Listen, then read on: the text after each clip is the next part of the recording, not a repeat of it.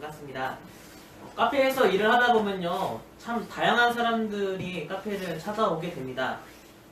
특별히 이제 느지막이 마감을 할 때쯤이면 보통 종종 보험을 하시는 분들이 고객을 이렇게 상담하러 좀 많이 오세요. 아무래도 이제 고객이 일을 끝나고 이 카페에 앉아서 이제 고객의 이제 보험에 대해서 상담하는 그런 이야기를 종종 하곤 하는데요. 지난주 월요일에도 그 보험하시는 분이 또 고객을 찾아서 같이 이야기를 나누고 있었어요. 그래서 마감이 어느 정도 잘 마무리가 됐기 때문에 이제 어떤 얘기를 하냐 이렇게 들러오는 소리를 좀 이렇게 기울여서 들어봤습니다. 근데 그 얘기를 들어보니까 좀 상황이 복잡했어요. 그 설명을 듣던 분은 원래 다른 이제 회사의 보험을 들고 있었는데 이제 이분이 우리 회사가 더 좋다. 우리 회사가 훨씬 더 보장도 많이 해주고 혜택도 많다라고 그렇게 계속 설득을 하는 그런 이야기가 주기 왔다 갔다 했습니다. 근데 이제 이분이 워낙 수려하게 말을 잘하셔서 설득을 당하면서 이제 이분이 이제 점점 이제 보험사를 옮기고 이제 보장의 여러 가지 수가 계속 늘어나는 거예요. 처음에는 이제 본인 거의 보험을 들다가 이제 자식들 보험까지 하고 점점 보험을 드는 게 많아지는 거죠. 그렇게 이제 결국에 그 자리에서 이제 계약을 했습니다. 그래서 계약서에 사인을 하고 나서 이분이 딱 일어나서 하는 말이 굉장히 인상 깊었어요. 아, 이제 좀 마음이 든든하다. 아, 이제 좀 마음이 안심이 된다. 이런 얘기를 하는 거예요. 아직 사인밖에 안 한 거잖아요. 내가 당장 사인을 한다고 해서 나한테 뭐 당장 돌아오는, 나에게 주어지는 것은 없는데 이제 이 보험을 들고 이제 사인을 하니까 마음이 안정되고 든든하다라는 말을 하는 거예요. 참 이상하죠. 이 사람은 왜 이제 보험에 사인을 했는데 마음이 든든해졌을까요? 아마도 이제 앞으로 본인이 여러 가지 투자를 하면 그거에 따라서 이제 보상을 받을 수 있는 약속을 했기 때문에, 내가 이제 보상받을 수 있기 때문에 마음이 든든해졌을 거고, 또 내가 같은 돈을 투자해도 전보다 더 많은 이익을 받을 수 있기 때문에, 더 많은 혜택을 받을 수 있기 때문에 마음이 안정된다라고 그렇게 얘기했을 겁니다. 그렇기 때문에 우리는 조금 더 내가 투자하는 것에 더 큰 이익을 얻기 위해서, 더 큰 보상을 받기 위해서 보험을 들 때 꼼꼼하게 체크를 하고 들고 그러잖아요. 그렇게 생각하면 참 이익이라는 거, 보상이라는 건 참 중요한 가치 중에 하나인 것 같아요. 우리가 살아가는 사회는 사실 우리의 삶의 구조가 우리가 어떠한 노력을 하면 그 노력에 대한 보상을 받고 그 노력에 대한 이익이 있는 것이 우리가 살아가는 구조입니다.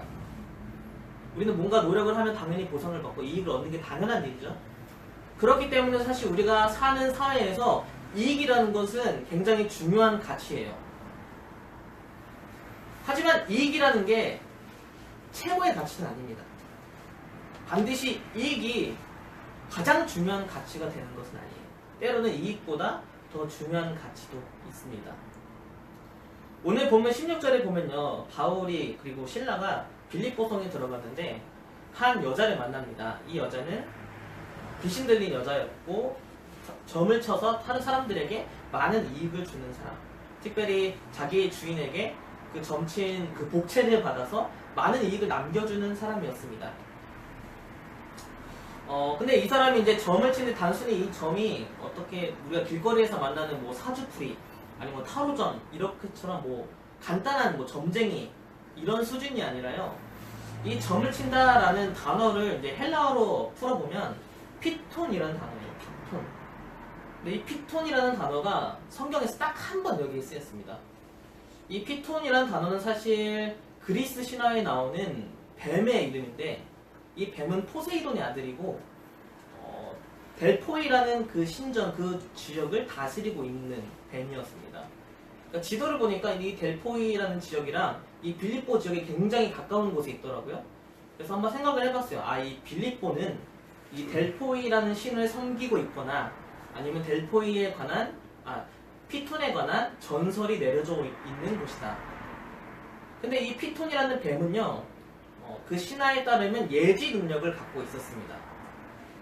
그렇기 때문에 이 여인은 단순히 점을 치는 게 아니라 이 피톤이라는 신에게 신탁을 받아서 이 신탁을 전해주는 굉장히 종교적인 역할을 하고 있었던, 빌립보가 섬기는 그 피톤이라는 신의 신탁을 전해주는 그런 아주 중요한 여인이었습니다. 한마디로 이 빌립보라는 지역에 종교권을 갖고 있는 사람이었죠. 어떻게 보면 이 여인은 빌립보 성의 종교였습니다. 그리고 수많은 사람들의 우상이었고, 그리고 이 여인을 통하여서 엄청나게 막대한 이익을 얻을 수 있는 그런 구조 안에 있는, 시스템 안에 있는 아주 중요한 여인이었습니다. 분명 사람이 종교가 될 수도 있습니다. 그리고 사람이 어떠한 종교의 기득권을 가질 수 있고, 종교를 통해서 수많은 이익을 가질 수도 있는 것이 이 빌립보 성에 나와 있는 모습이고, 오늘날 많은 그 이단이나 혹은 교회의 모습을 봐더라도 교회를 통하여서 기득권을 잡으려고 하거나 종교를 통하여서 이익을 얻으려는 그런 모습들이 여전히 우리 안에 있는 것 같습니다. 사실 우리 안에서도 이런 모습이 보이는 것 같아요. 사람들은 종교를 통해서도 뭔가 이익을 얻으려고 합니다. 별로 손해보고 싶어 하지 않습니다. 내가 헌신한 만큼, 내가 기도한 만큼, 내가 헌금한 만큼 내 삶이 복되기를 원하고 잘 되기를 원하는 것이 사람 마음이죠. 누가 복받기를 싫어하고 누가 손해보는 것을 좋아하겠습니까? 그렇기 때문에 하나님을 위해서 때로는 자신의 삶을, 하나님의 나라를 위해서 때로는 내 삶을 헌신하고 희생해야 되는 설교보다는 하나님을 잘 믿으면 복을 받는다라는 설교를 사람들은 더 좋아하기 마련입니다. 우리도 사실 기도를 할 때 가장 많이 하는 것 중에 하나가 내 이익을 위해서, 내 삶의 안정을 위해서 많이 기도를 하잖아요. 사람은 누구나 이익과 안정을 위해서, 그리고 손해보기 싫어하고 내 이익이 빼앗기는 것을 싫어합니다. 그리고 아무런 이익이 없는 일에 열심히 일하는 것도 그렇게 좋아하지 않습니다. 그렇기 때문에 큰 이익을 가져다 주는 일은 어쩌면 가장 위험한 우상이 될 수도 있습니다. 바울과 실라는 지금 그 우상을 깨뜨리고 있는 것입니다.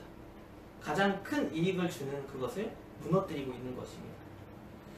그렇기 때문에 빌립보에 있는 사람들에게 많은 반감을 살 수밖에 없었습니다. 그런데 바울과 실라가 이제 이 여인에게 들어와 있는 이제 귀신을 내쫓는 과정이 사실 조금 너무 신기해요. 좀 독특해요.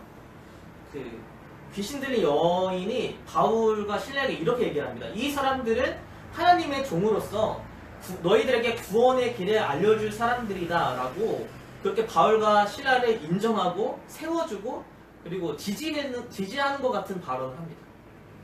이 사람들이 너에게 구원의 길을 알려줄 사람이다 라고 계속해서 바울과 실라를 에게 외치는 거죠. 한번 생각해봤어요. 그 성에서 가장 영향력이 있는 사람이 이 여자입니다. 이 여자의 말을 그 어떤 사람보다 신뢰합니다. 그렇게 신뢰하고 가장 영향력이 있는 사람이 지금 나를 세워주고 나를 인정해주고 나를 지지해주는 말을 하고 있어요. 이 여인이 말을 했기 때문에 사람들이 바울의 말에 한 번이라도 더 귀 기울이고 신라의 말에 한 번이라도 더 들으려고 애쓰겠죠. 그러면은 오히려 복음을 전하는 데 더 유리한 거 아닙니까? 더 수월하게 이 성에서 복음을 전할 수 있지 않겠습니까? 어떻게 생각하세요? 수단이 조금 어떻게 하더라도 결과가 좋으면 다 좋은 거 아니겠습니까? 근데 바울은 이 여인이 자신을 지지하고 구원의 길을 알려줄 사람이라고 그렇게 증언을 해줌에도 불구하고 성경에 보면 괴로웠다라고 기록합니다. 이 여인이 계속해서 그 말을 하는 게 괴로웠다라고 그렇게 성경은 이야기하고 있습니다. 같은 단어라도 누가 그 단어를 쓰느냐에 따라서 그 단어는 좀 다르게 다가오는 것 같아요. 여러분, 스님이 여러분들에게 구원이 있습니다 할 때 그 구원은 어떤 의미로 다가올까요? 이렇게 모하메드가 너희들에게 구원이 있을 것이다 라고 할 때 그 구원은 어떤 구원일까요? 그리고 이만희가 외치는 구원, 믿는 그리스도인이 외치는 구원, 어떤 사람이 그 구원이라는 똑같은 단어를 외치느냐에 따라서 전혀 의미가 다르게 다가올 것입니다. 이 귀신 들린 여자가 바울과 실라에게 너희들에게 구원의 길을 알려줄 사람이다 라고 외쳤을 때 사람들은 그 구원의 의미를 어떻게 생각했을까요? 구원이라는 단어는 사실 소테리아라는 단어인데요. 이게 맨 마지막 이제 우리가 본문 맨 마지막에 나오는 그 구원이라는 단어가 다른 단어로 쓰였어요. 이 소테리아라는 구원이라는 단어는 다른 의미가 있는데요. 어떻게 쓰이냐에 따라서 유익을 주다, 이익을 준다, 부유하게 해준다라는 그런 의미로 쓰였습니다. 이 여인은 사람들에게 수많은 이익을 주는 사람이었습니다. 이 여인이 구원을 줄 사람이라 얘기했을 때 거기 빌립보의 사람들은 이 바울과 실라도 우리에게 막대한 이익을 줄 사람이구나, 우리에게 풍요하게 해줄 사람이구나, 우리를 부유하게 해줄 사람이구나 라고 그렇게 여겼을 것입니다.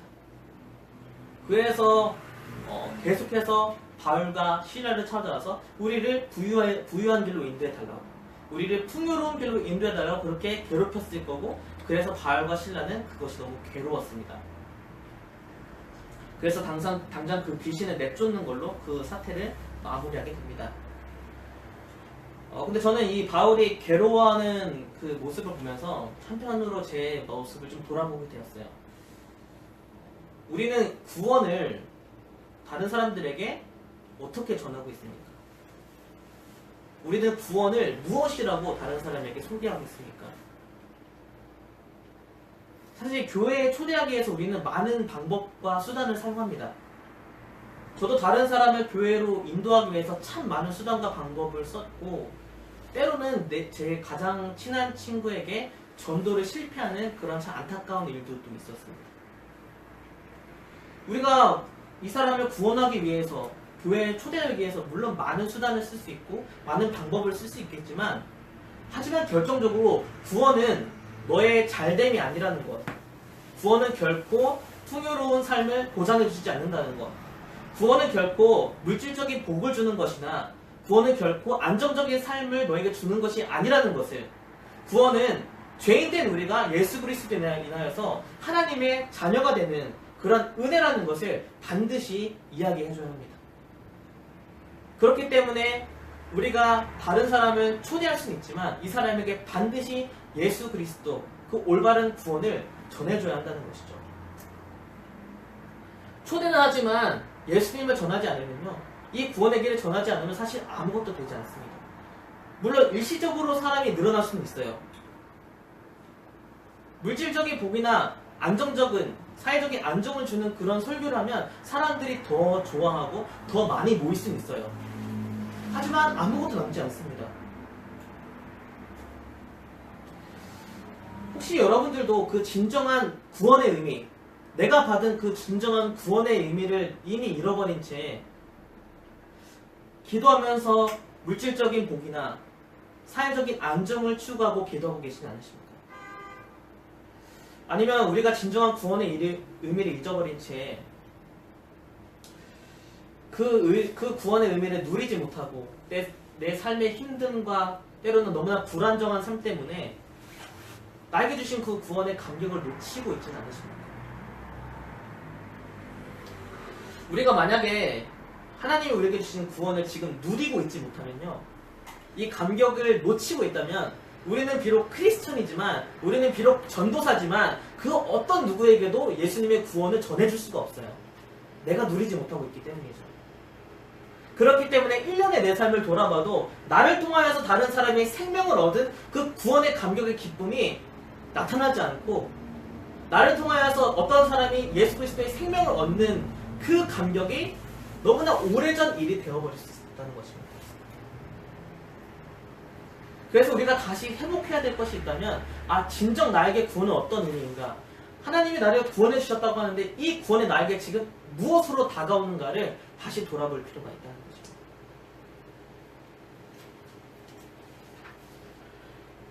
빌립보성에서도 분명 구원의 열매가 맺혀졌습니다.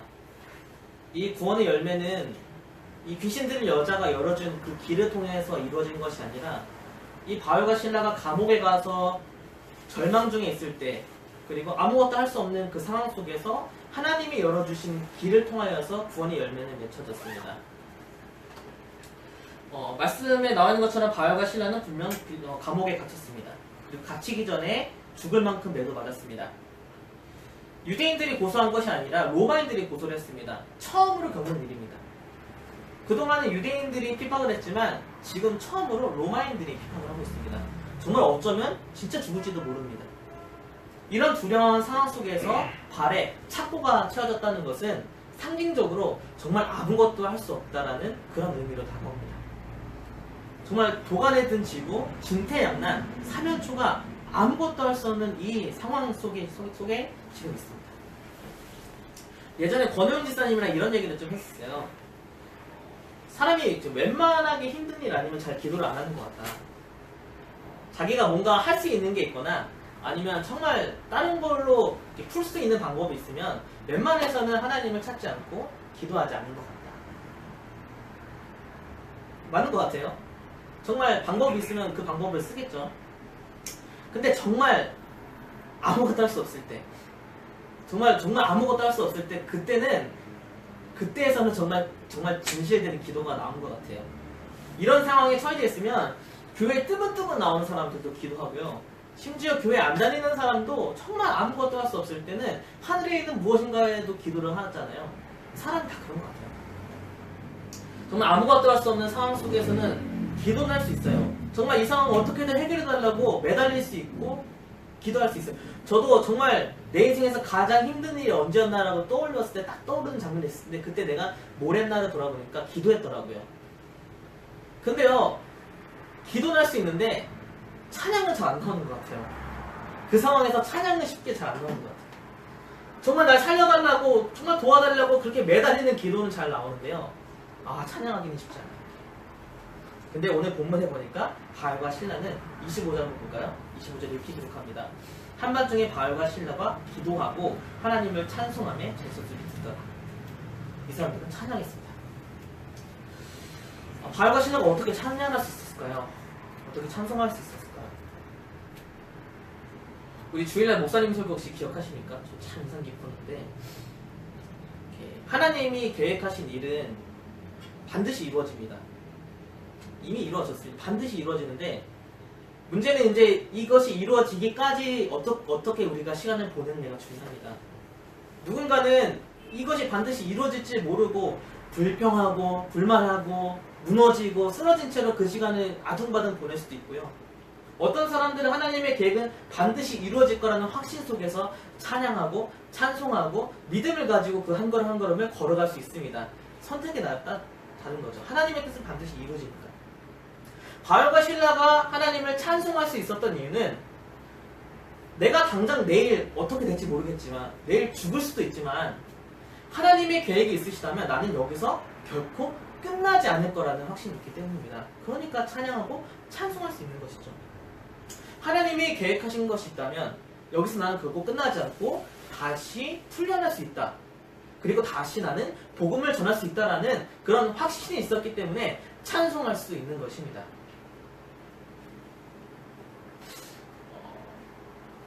사실 우리의 인생에 있어서 우리의 처음과 끝은 하나님이십니다. 알파와 오메가시잖아요. 그렇기 때문에 하나님이 끝내지 않는 이상 내가 정말 끝이라는 생각하는 그 상황 속에서도 반드시 기름이 있습니다. 하나님이 끝내지 않는 이상은 거기가 결국 끝이 아니에요. 내가 무너져 있는 자리, 내가 망망에 있는 자리, 정말 길이 없다라고 생각하는 그 자리에서도 결국 끝이 아닐 수 있다는 거죠. 하나님이 계획하심이 있다면 그 상황 속에서도 반드시 길이 열릴 것입니다. 그렇기 때문에 우리 2017년이 얼마 남지 않았는데 여러분들이 정말 한계라고 생각하는, 정말 난관이라고 생각하는 그 일은 무엇입니까? 정말 여러분들이 하나님께 기도하지 못하고 또 찬양하지 못하게 만드는 그 일, 정말 그 일만 생각하면 한숨부터 나오는, 정말 해결되지 않을 것 같은 그 일은 무엇입니까? 무엇 때문에 여러분들이 지금 넘어져 있고 지금 여러분들은 어디에 구원의 은혜를 잃어버렸습니까?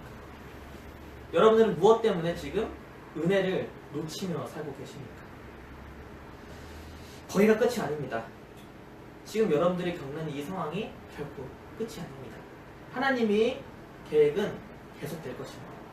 그러므로 우리는 다시 기도하고 찬송함을 통해서 일어서고 하나님의 계획이 이루어질 때까지 계속해서 걸어가야 될 삶을 살아야 되는 것입니다. 바울이 겪었던 난관과 한계 사실 너무나 쉽게 풀려졌습니다. 지진이 일어났고 순식간에 감옥은 무너지고 발에 메어져 있었던 착포도 풀렸습니다. 그래서 이 사람들은 모두 자유함을 얻을 수 있었습니다. 하지만 감옥에서 풀려났다는 게 중요한 것이 아닙니다. 이들은 이제 앞으로 계속 복음을 전할 수 있다는 것이 중요한 것이고 계속해서 복음은 멈춰지지 않는다는 것이 중요한 것입니다. 바로 그 자리에서 복음이 꽃피었습니다. 바로 그 자리에서. 이들을 지키고 있었던 간수가 이 복음으로 구원을 받는 그 복음의 역사가 이 가장 절체절명의 위기 속에서 꽃을 피웠습니다. 30절, 31절 말씀 제가 한번 읽어보겠습니다. 그들을 데리고 나가 이르되 선생님들이여 내가 어떻게 하여 구원을 받으리까 하거늘 이르되 주 예수를 믿으라 그리하면 너와 내 집이 구원을 받으리라. 간수는 왜 바울과 실라에게 구원에 대해서 질문을 했을까요? 자신이 가두고 지키고 있었던 사람들이 지금 다 풀려났고 그리고 다 도망간 줄 알았던 이 상황 속에서 자기가 이제 지키지 못하는 책임 때문에 자결을 하려는 이 절망적인 상황. 근데 갑자기 이제 바울이 소리를 지르면서 우리가 여기 있다 안심해라.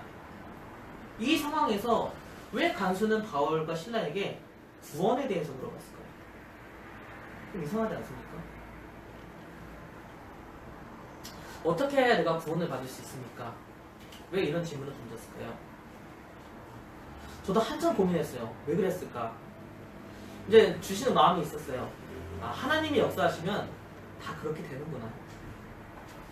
하나님의 역사가 이루어지는 순간에는 모든 사람들이 하나님을 갈망하게 되고 구원을 소망하게 되는구나라는 그런 깨달음이 있었습니다. 하나님이 역사하는 그 순간에는 정말 하나님을 두려워하게 되고 하나님을 바라볼 수 있게 되고 하나님을 찾게 되는구나.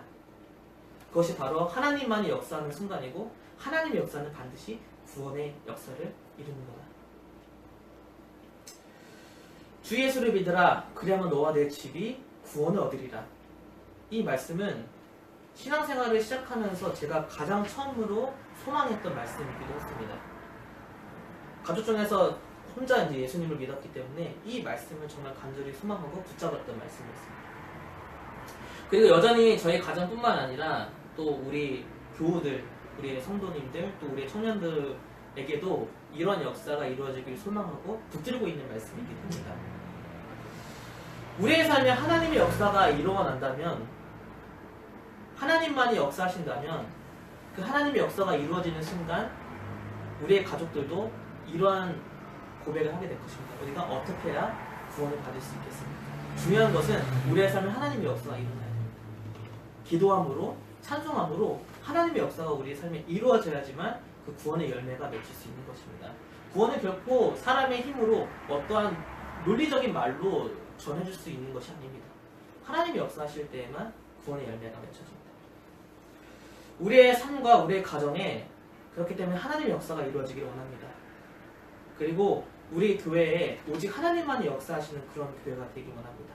그래서 우리 교회에 오는 사람들이 다른 것을 질문하는 것이 아니라 우리가 어떻게 해야 구원을 받을 수 있겠습니까? 라고 그렇게 고백하는 그런 교회가 되었으면 좋겠습니다.